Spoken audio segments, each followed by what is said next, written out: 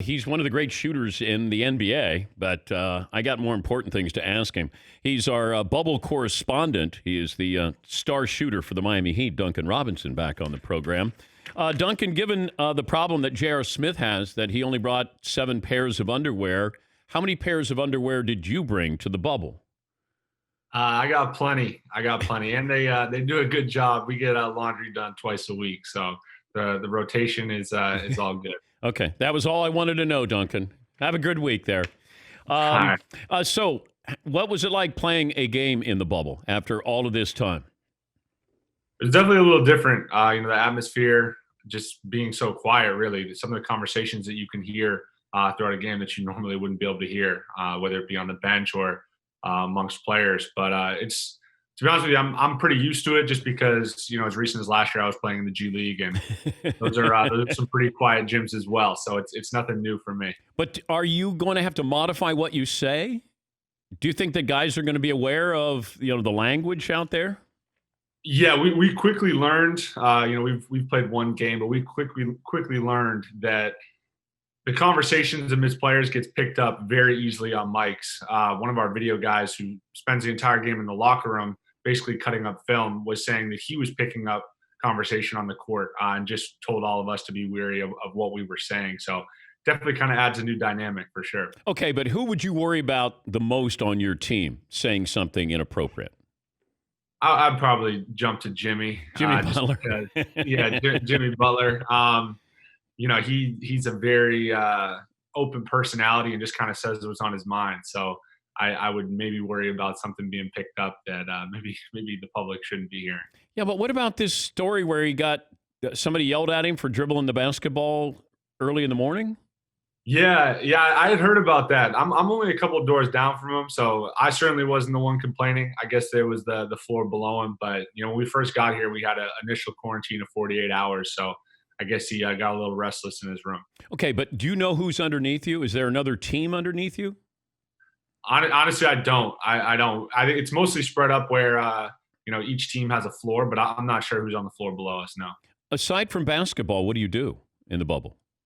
Yes, there's a lot of downtime. It's been great to just been able to catch up with my teammates. We've had a great opportunity to just sit down at restaurants, get meals, that sort of thing. I brought my golf clubs, so I've been playing at golf a little bit here and there. And then a couple guys on our staff are really good fishermen. So I'm not much of a fisherman myself, but I've been able to link on with them and catch a few. Food situation worth complaining about? No, I think it's pretty good. It's definitely a little unconventional just in how they have to serve everything, just because they want to make sure it's all sanitary and everything's compartmentalized. But it's nothing to complain about. There's lots of options. The meals that they give us are solid, but there's also restaurant options as well if you don't like what you're being served. But are you confident that the season's starting on time? I am. Yeah, it certainly seems that way. One thing that really jumps out at you is just the emphasis on the safety protocol, and they've done a great job of enforcing it. It's never going to be perfect, but they've certainly made it so we all feel safe here. That's for sure. And what about social distancing on the bench? Yeah, that's definitely unique. We're all spread out. There's like different rows of the bench, and we're all supposed to be 6 feet apart, which is a little funky in theory, just because we practice against each other every day, and then we're out there on the floor, and then for whatever reason, as soon as we step outside the lines, then we got to be 6 feet apart. But I understand it. They're just trying to emphasize being apart from each other and social distancing in general. If I gave you 100 threes to shoot, just by yourself, yeah, how many are you making? So we have like an assessment that we do here. I'm usually somewhere around like high 80s. The best I've ever had, I got 93 a little while back. Wow. So that's my best. But that's just stationary catch and shoot. That's still pretty good. That's still pretty good.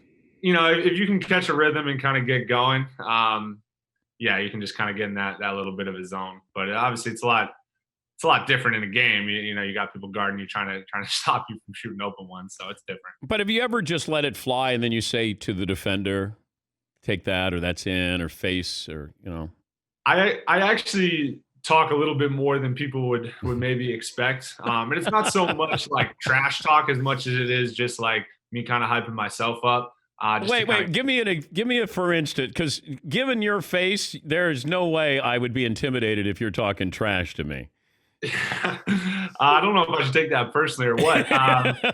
But like I'm nervous about you shooting. I'm just not worried about you, like, saying like, take that punk. Or there's more where that came from.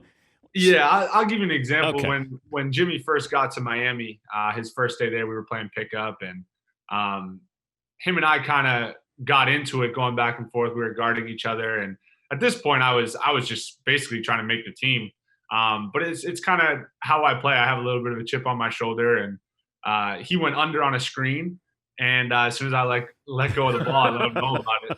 Basically, don't ever go under a screen on me, and let him know that he should have been there. So that's kind of what I kind of do.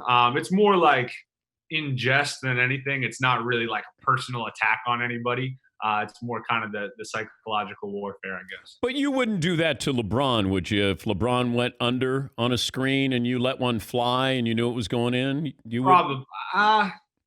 I mean, once you get between the lines, anything's possible. I don't want to say I would never, but it maybe wouldn't be my best judgment to do so, just because, that kind of lights a fire within him. Well, go back to the story you told us that when you played the first time you played against him, he was not even guarding you. He basically was like, "Oh, I'm going to let that guy stand out there." He didn't even know how great a shooter you were.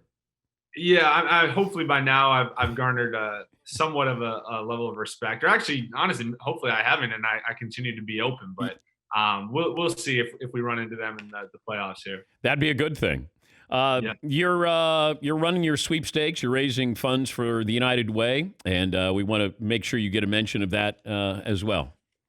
Yeah, there's almost a little bit less than a week left in the sweepstakes. It's basically just an opportunity for me to try to give back to a community in Miami that's done so much for me. So it's a raffle based thing. So you just buy tickets, and there's all sorts of different prizes. The grand prize is basically like a VIP game night. Obviously, this is all assuming that things get back to normal here, hopefully soon. But there's other ones. There's Zoom sessions and shooting lessons, and even a round of golf. So that's it's through the Let's Engage platform. It can be found on my social media as well. The links to it all. But yeah, I just thought it would be a great way to give back to a community, and especially in these uncertain times, I just want to try to use my platform to create some positive change. Yeah, it's letsengage.com/popups to support the cause there with Duncan Robinson. Hey, good luck. And thanks again for making some time, and hopefully we'll get a chance to talk to you again. All right. Thank you very much for having me. Appreciate it. That's Duncan Robinson. He can sort of talk trash.